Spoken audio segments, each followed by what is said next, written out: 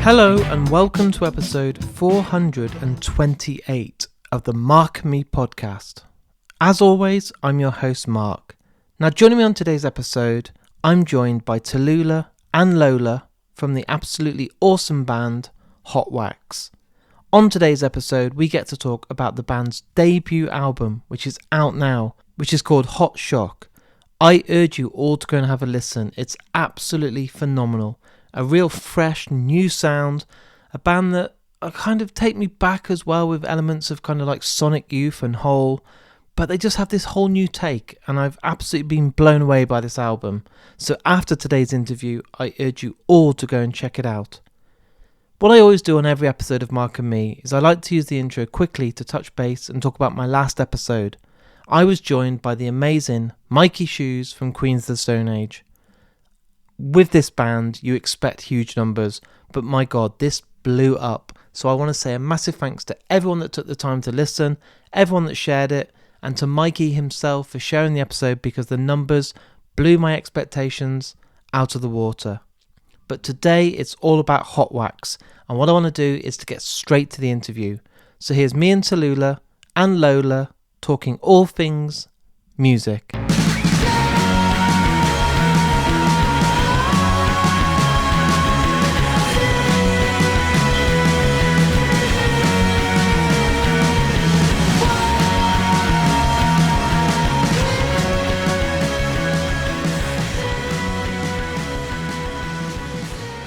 So Tallulah and Lola, welcome to the Mark and Me podcast. Hi, thanks for having us. It's an absolute pleasure. What I do with all guests, I'm at over 420 episodes now, so even though I interview actors, directors, musicians, bands, all different people from all different walks of life, I do like to always start the interviews the same way. What I'm really intrigued by is, we're going to go on a little trip down memory lane now, is both of you, when you were growing up, those first albums that maybe you got given or passed to you from a family member, or maybe you used your own pocket money, but those first albums that you remember buying that you became obsessed with, that you absolutely fell in love with. Tallulah, I'm going to throw it to you first.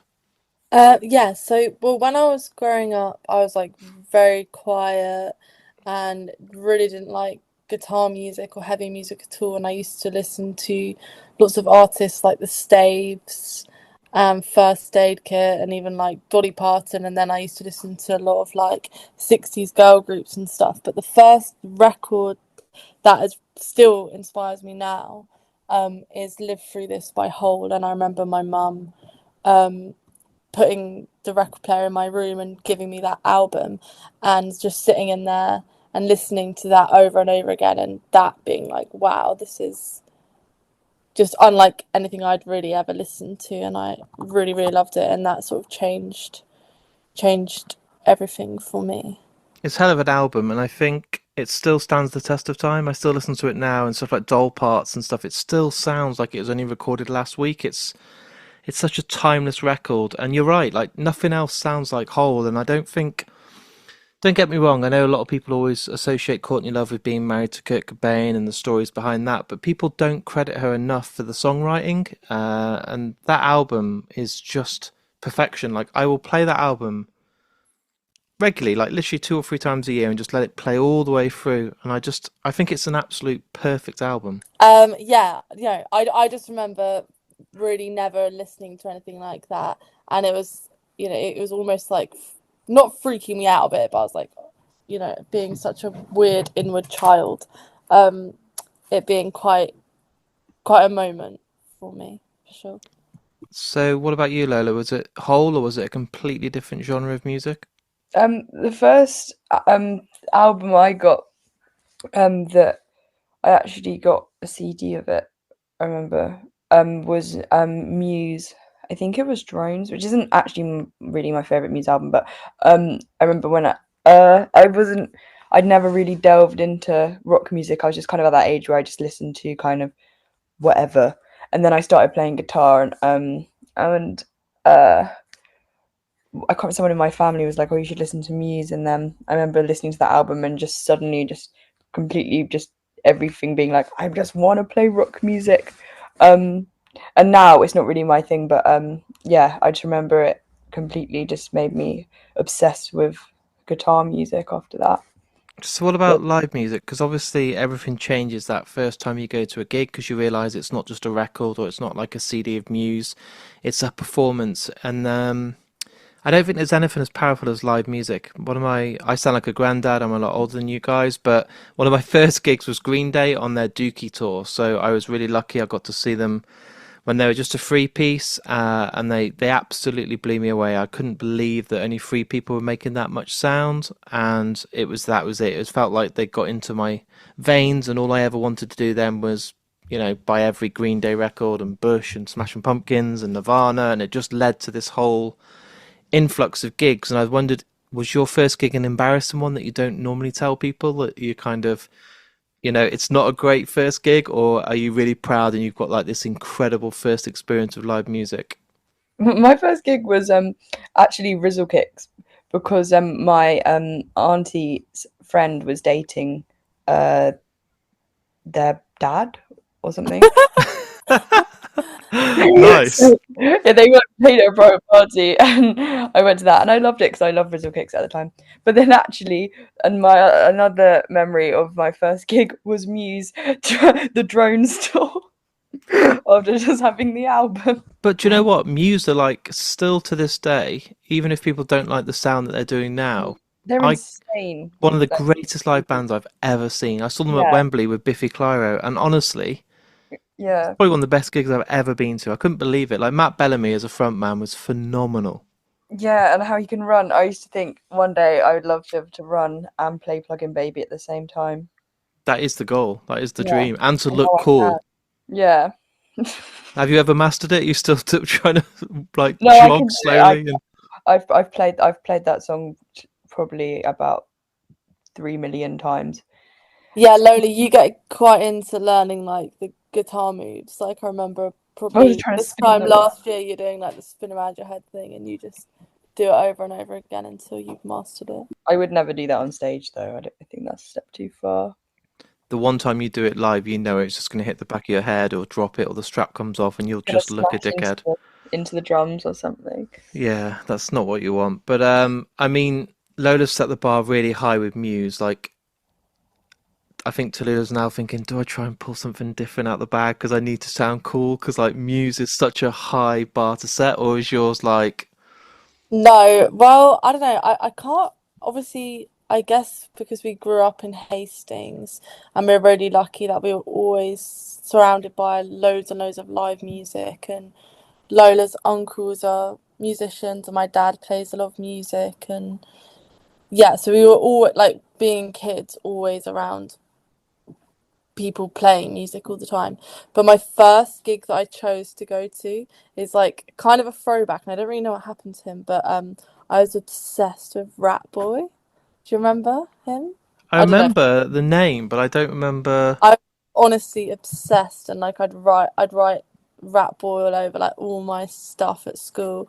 But that's it's kind of brought The first us gig we ever played. together. Yeah, so we sort of formed our band. Well, our music teacher put us together to play this festival in Hastings where you would like apply, and then if you won, you got to support him on the pier. Oh wow, And we won. Very that must have been the ultimate dream come true for you so ever. yeah. I mean, I'd kind of grown out of my rat boy phase a bit, but I remember everyone being Kind like, of. "Oh my god!" It was kind of funny. He almost had that like boy band. All the girls were like obsessed with him as if it was like this boy band, but it was like, I mean, at the time I thought it was very cool. But I think one of the first bands that we chose to go and see when we were still really young was in Brighton, and it was my birthday, and I searched up gigs in Brighton, and we got to see Starcrawler at the venue The Haunt, which is now called Chalk actually. Yeah. But that I think was the first band I saw and was really like, whoa, like their performance was incredible. And Yeah, so I you got remember Henry Cash, the guitarist, like came up to my phone and like put it in his mouth and videoed on stage. And like Arrow's just like, obviously Arrow, she's like insane performer. So I think that was probably the first live gig that like really stuck in my mind as like an incredible performance, and his amazing guitar as well. You literally just touched upon then and mentioned that you were playing in a band at college and you won a competition to then hopefully get to support Rat Boy. Is that the way that you guys formed a band then? Was it through college? Yeah, no, it was in like year 7 at Oh school. wow. Yeah. We got put together really young. We were about 12, and then we're gigging just since then, really. And then we went to music college in Brighton where we met Alfie, but that was when we were like 17. Um, so yeah, been playing together for ages now, like 8 years or something. That's a pretty cool way because I actually, away from the podcast, work at a college and I work with musicians in music tech, and there's bands always forming around me all the time. But usually it's just for project work. None of them normally carry on and sustain it and go off and then have a debut album out and do UK tours. So it's quite a nice little story of like, it isn't just this, one of you left and then formed a band after college, went off to uni, that band broke up, you found another band. It's like you've been there from the start. 100%.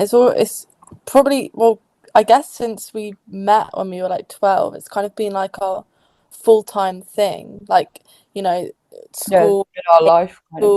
we hated college. Like, obviously we had jobs here and there and like worked in cafes and bars and stuff, but we've almost worked at this band as if it was like a full-time job for Since, like so long. yeah, It was always like the most important thing. And we never had a plan of, oh, we want to get signed or we want a manager or we want to record an album or anything. We just wanted to always be playing gigs, and that was always the goal, and like making videos and all that sort of thing. So I guess we just sort of put our energy and all our inspiration through life into this thing, and luckily not fallen out. I mean, we've fallen out. Me and Lola have fallen out big time, so many times, but I think we're just now it's got to the stage where we're like sisters, but people around us are like, "You're really talking to each other in that way." But like, for me and Lola, it's just normal. I don't know. I guess we're like best friends and business partners since being weirdly young. So both of you obviously started at quite a young age. You sustained this band for 6 or 7 years. When is the point when it felt like there was a change? So I'm not belittling you, but obviously at Yeah, school, being in assembly and playing gigs at school is one thing, but then turning around to your parents and saying like, look, I don't want to do college, I don't want to do uni, I want to do a band, the whole band since I'm, in year 7. At what point can you remember for both of you it felt like actually this isn't just a dream, this isn't just a bit of fun, it could actually take off and be something that is then the career? Because at the age of 11, I'm sure you wanted to be the next, hmm stadium filling band that is going to be as big as Pearl Jam or Nirvana, but real, like actual life gets in the way, and parents will be like, look, girls, I love what you're doing, but go and get a proper job or go and get an education. What was the point when you were both like, actually, this is all we're going to do? I mean, we're really lucky because I don't think our parents always really been really supportive and like always wanted us to do this. So we've been super lucky with that. But I think I've kind of always just thought like with the band, I've just kind of been like, this is it. This is what I'm gonna do. And I think especially everyone around us knows that we probably wouldn't do like a normal job. Yeah, Like we're not very good. We didn't do very well at school necessarily and things.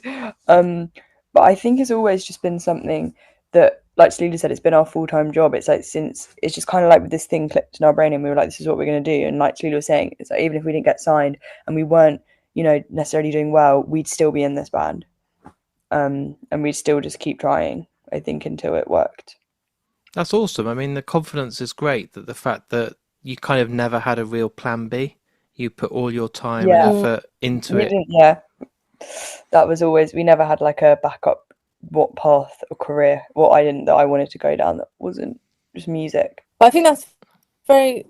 I mean, when we started going to music college in Brighton, I think the best thing about that was just that we met other kids our age that were playing music. Like we didn't really enjoy the college bit, but I think it's quite normal like in Brighton or in the sort of scene we were in, for that kind of be similar in a lot of people. It's like you'd have like a weekend job, or you'd have a job to earn some money, but everyone is just like, I'm doing my band, and not a plan to be really big, or they don't have this big master plan or anything like that. They just had a similar way of thinking as us. It's like, this is what we're doing, and this is what we're going to do. And if we get signed, great. If we don't, fine. Like, it's just, we kind of have to do it, because I don't know what the hell else we'd do. That's good though. I think I've done it with podcasts, and I've like obviously I've got to pay bills and do work and pay the bills and make sure Yeah. that the lights are kept on and I can eat food. But it's all I ever going to do. Like for 8 years, I've always been like, this is all I'm going to do. I'm not going to have a backup plan and throw it all away and go and work in an office. It's like you kind of need to believe in it so strongly and not just say it. You need to actually breathe it. You need to tell people like, this is what I'm going to do. And it's kind of, I think that you're both on the same page. You don't have a backup plan, so it's all or nothing. Yeah. Definitely. I mean, it's kind of hard to have that confidence sometimes, and like, I find it hard not to think negatively about things sometimes, or sort of imagine the worst. And I find it quite hard to be like, this is who I am and this is what I'm doing, and it's great. Like, that is hard, but I do think, We're incredibly lucky that we can do that. oh Obviously, in like a couple of years, if we would, have to get, have to start earning a bit more money. But I think like with all the connections and stuff we've made, there's always like opportunities and people we know and other music like we could do in, you could just do music necessarily, not even if it was in our band, like with other people as well. So I think we've been just the connections and stuff we've made along the way. It's like we've definitely got a path in music now because we've been doing it for so long. Obviously, with the release, and now the good thing is people can go and listen to your debut album, Hot Shock. With that release, obviously it's been years in the making, hasn't it? You've had singles and EPs, but everything's all about leading to that first official moment for you to kind of leave your stamp on the music industry. And you only get one, I don't mean to put you under pressure or make you scared now, but you only get one chance to release a debut. And a lot of bands that I love have evolved. So some of my favourite bands like Biffy Clyro and Thrice and Paramore, those bands, I don't go back to their debut and think it's the greatest thing they've ever done. I've seen them grow and evolve with time and become better musicians, and as songwriters become tighter. But you've had this chance now to go, right, everyone, this is our band, here's our debut album. How long has that actually been in the making? Because obviously you weren't thinking about releasing Hot Shock yeah, at the age of 11. You weren't sitting there no. putting pen to paper and doing a photo shoot and having a record label and recording. How long was it actual reality for you to be like, now let's get down and release our debut full album? Honestly, we we only started writing that in January last year, so Right. really not Late. long. Like, yeah, we We were we did it touring quickly. so much, like we did so many shows. We didn't really have any time to write it. But yeah, it's funny. It's like me and Tallulah would always be like, one day we're gonna have to do the album. We're gonna have, not like have to do it like we wanted to, but it did feel like quite an insane, crazy thing that was never gonna happen. Yeah, for sure. And it is, I was so nervous for it to come out. And like the few weeks before it came out, I was just like, did not even know what to do with myself, because it is terrifying. Like, it being your first album, your debut album, feels like such, I mean, it's someone's first impression of you. And also, so many of my favorite bands, their debut album is my favorite, because it does sound, there is more mistakes and it sounds more naive, and Yeah. the songwriting isn't as evolved, but there's something like really beautiful and exciting in that. So I think the fact that we didn't have like years of rewriting these songs and trying to perfect it, and it was really quick, and it did feel like a hot shock, and that's why we named it that, is like, because there is things that even a week after we were in the studio we were like, oh, we could have done that different, but like we didn't, and it was all in the moment. And I think that's like the beautiful thing about it, is that it does still have that excitement and naivety in the sound. which I'm really glad that we do have in there for a first record. Was it difficult? Because I always like to kind of link music with being an artist, and I always think about an album being like a picture that someone's drawing. And I try and think to myself, when you were listening back after a week and thinking, this song could be slightly different or we could do it, how do you find the mental strength or resilience to be like, that song is finished now? Like, we're not going to add another, we're not going to get the paintbrushes back out and add a little bit more color or make it just a bit more polished. We're going to just accept that that is a time capsule, that's finished, and we're ready to kind of publish it for the world now. Well, I guess Feels one, right. and we honestly did not have the time.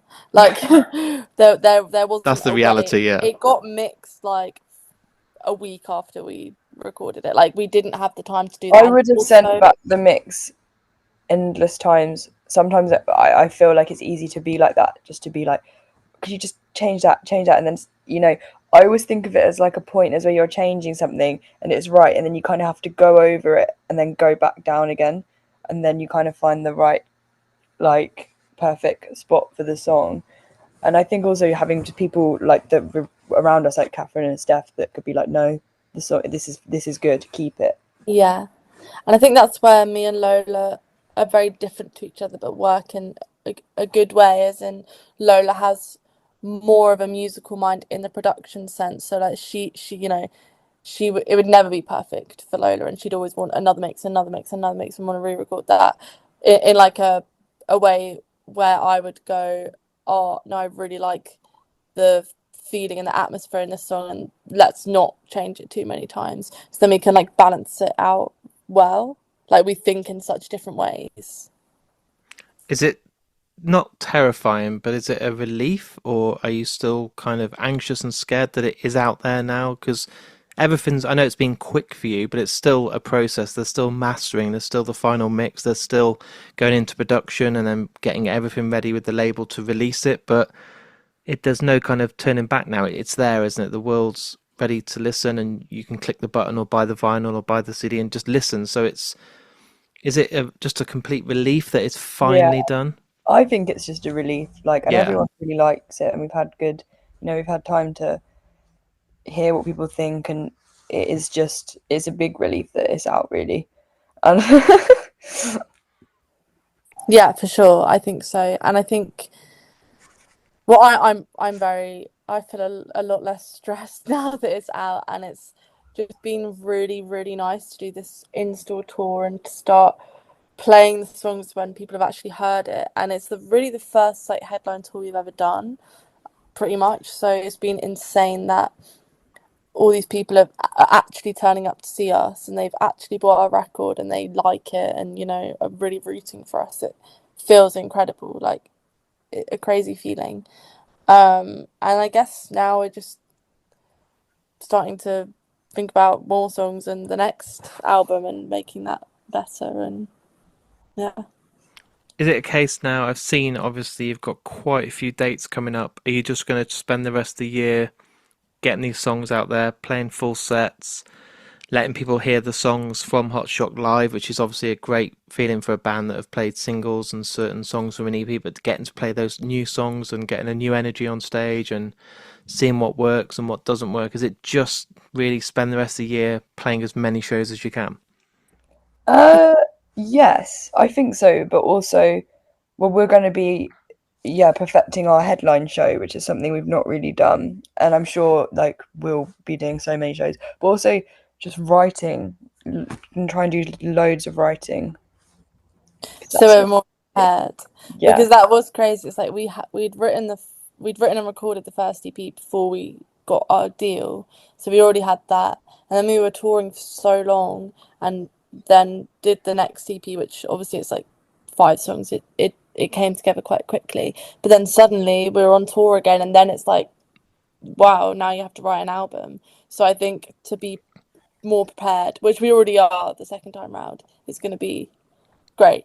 But yeah, I guess definitely this next upcoming tour, it's going to be really, really cool to just play the album loads. I mean, we kind of tested out a lot of the songs before we recorded, which I think is really important, because sometimes, you know, you write these songs and then you go in to record them, then they're suddenly on your EP or album, but then you realised after playing them live a bit, they sound so much better like this, and the songwriting evolves. So luckily, like on these support tours we've been doing, we always like put one in one night and then put another one in the other night. So we kind of don't have that thing of no one's heard them ever and now we're testing them out live. Like, we've been playing them for a while, but it's just fun to play a set longer than half an hour, because I feel like when it gets to about half an hour in, then you really are like full adrenaline mode and having a great time. And sometimes, you know, when you're on support, you're like, oh, it's already over. Yeah, that's probably a bit depressing when you're just starting to feel it and the songs are working and all the sounds great and the sound mix is brilliant, and then you're like, and this is our last song, thanks very much. It's crazy that, like, a lot of the bands I speak to, obviously I've been doing this for a long time, but the second album is already for you guys probably on paper, and you may have played around with a few riffs or ideas or songs, and the first album's literally just out there now, so it must feel really exciting. It is exciting, but it's just so crazy how fast the industry works. Yeah. Because, you know, in some ways, you're still, because you only wrote the first album last January into the summer. It's like I almost feel like I need to now quickly have loads of life experiences and get loads of new influences and like grow up a bit until I have a new batch of inspiration. But I guess you just need to look for it in other places than maybe I did for that one. Don't ever grow up, it's a trap. So just, you know, all the other stuff, get life experiences, but never grow up. No, I doubt I will, but yeah, you know what I'm saying. I do not feel like an adult at all. Well, I'm not really. No. I feel so immature. Even though feel like we've done so much in the last year, I definitely don't feel grown. Have you got, I've not looked at your complete schedule, but have you got any festivals coming up, or is it just... Yep. We've got a few festivals coming in. We've got some in Germany and France, and then we're doing like Victoria's Festival. Oh, nice. I'm not sure how many have been fully like announced yet, but yeah, we've got some good ones. So that's going to be awesome. And like going to Europe as well, like that's going to be so much fun, just to travel, get to see new cities, new places. Yeah, the best, yeah. Incredible. So what I do on the podcast, and normally it's a one-on-one and we get one choice, but you two can either fight for it or agree, or I'll somehow splice it up. But every guest that comes on gets to choose a song that they love that then is played at the end of the interview. So as this interview is all finished and ready for the world to listen to, after it's all edited, at the end of the podcast, a song will play, and it's because the guest has chosen it. Now, it won't be one of your own songs. No one wants to be that arrogant and say, well, I'm going to pick a song by my own band. You know, they pick a song by an artist that means a lot to them. And it might be, you know, you've mentioned Hole today, you've mentioned certain bands that have really impacted you, or it might be just a song that is embedded in your heart, and for some reason you feel like it deserves its moment on this episode. And I wondered, when I asked the question to you both, what's the first song that comes to your head? I know I'm putting you under pressure. I know musicians have probably 500 songs in their brain right now, but is there one that came to your kind of heart and soul before the rest? I was going to say a band, just a song that reminds me of starting our band, and Mink Muscle Creek. They dated steadily, because that reminds me of how we started HotWax, really. You don't have to play the whole thing if you don't want it. It's 7 minutes long. Like... Someone's once picked a Tool song and it was like 12 minutes, and the interview was 19. So everyone's like, "Wow, it's a 30-minute episode." I'm like, "I've got news for you, listeners. Like, the song's as long as the interview, but 7 minutes is all good." But do you have something else, Tallulah, that can rival that? I don't know. I think that's really perfect, and I did not expect you to say that, but we used to listen to that song like every day, and it was like one of the biggest inspirations for starting the band. So it would make it a lot easier if we have just one song. Yeah, so one. Yeah, and you're both happy with that? Uh-huh. Amazing. Well, thank you for coming on the podcast, and I will make sure that once hopefully it's announced, if there's any UK festivals, because I do the festival circuit all summer, I go to every single festival, that I will come and see your live show. If not, I'll come to one of the local shows. I want You go everyone to every single festival. I do Reading, I do Download, I do Bloodstock, I do 2000 Trees, Art Tangent. What else is there? All the big ones. Yeah. Not every single festival, otherwise I would. So that's insane. No. That's not about what we did last year. All the big ones, and I do press all weekend and interview bands all weekend. So we might, Yeah. cross paths again. But Well, what the good thing is before I have any guests on the podcast, sometimes their album isn't out, so I will talk to a band and then talk about an album, and it's out in a few weeks' time. But I've been able to listen to your album on repeat for the last couple of weeks, and genuinely, it's fucking awesome. And the production is amazing. I love the rawness. I think as a statement, as a debut, it speaks such high volumes to such a range of people. You've got all the influences we've mentioned today, but you've got your own take on it, and there's nothing else that really sounds like it. It's really refreshing to have on. I've been listening to the new Sleep Token, and I've been listening to random stuff like Tom Petty, but your album is constantly on repeat in my car at the moment, and Oh, that's lovely. yeah, I fucking love it, and I'm hoping that more, it's doing really well, but I hope that so many more people get to listen to it and discover your band and fall deeply in love, and it isn't too long until we're already talking about the follow-up. Yeah. yeah. But thank you for your time. It's been a pleasure having you on the podcast.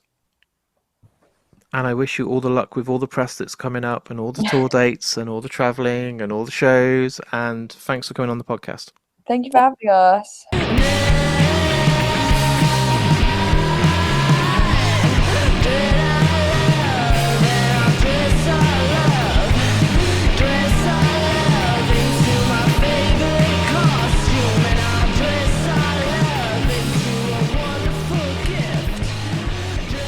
So there's my interview with me and HotWax. What a great band. I urge you all now to go and listen to the album Hot Shock. Also get tickets. There's loads of tour dates across the UK later in the year. There's festivals. There's places in Europe. Go and check them out. You will not regret it. And trust me, you will be blown away by their performance and their amazing debut album. I want to say a massive thanks to the band for coming on the podcast. It means the world. And stick around and look on my socials this week for a chance to win a copy of the album Hot Shock on vinyl to a lucky winner. Stay tuned, look on all the different socials, and I'll be promoting it heavily across the next few days.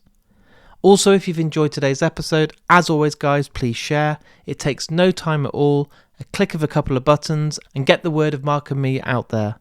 All I ask you to do is go on Facebook, Twitter, Instagram or TikTok and share the episode. It costs you absolutely nothing to do and makes a massive difference to the podcast. Also, if you really want to support the podcast, I do also have a Patreon account. Go on markandme.com and there's a link there to sign up and support me each and every month. Also, before I go, I'd like to give a shout out to the two sponsors of Mark and Me. First of all, Vice Press. If you want to buy yourself some collectible posters and art prints, which are all licensed, go on vicepress.com, add anything to your basket and use the discount code MarkandMe10 to save yourself 10% off your first purchase. Not only that, I am also sponsored by Richer Sounds, so if you want to buy yourself anything to do with audio and visual, go on richersounds.com or visit any of their high street stores. Right, things are absolutely crazy at the moment. It will only be a few days until another episode of Mark and Me. So until then, look after yourself, take care, go and listen to HotWax, and I'll see you all very soon.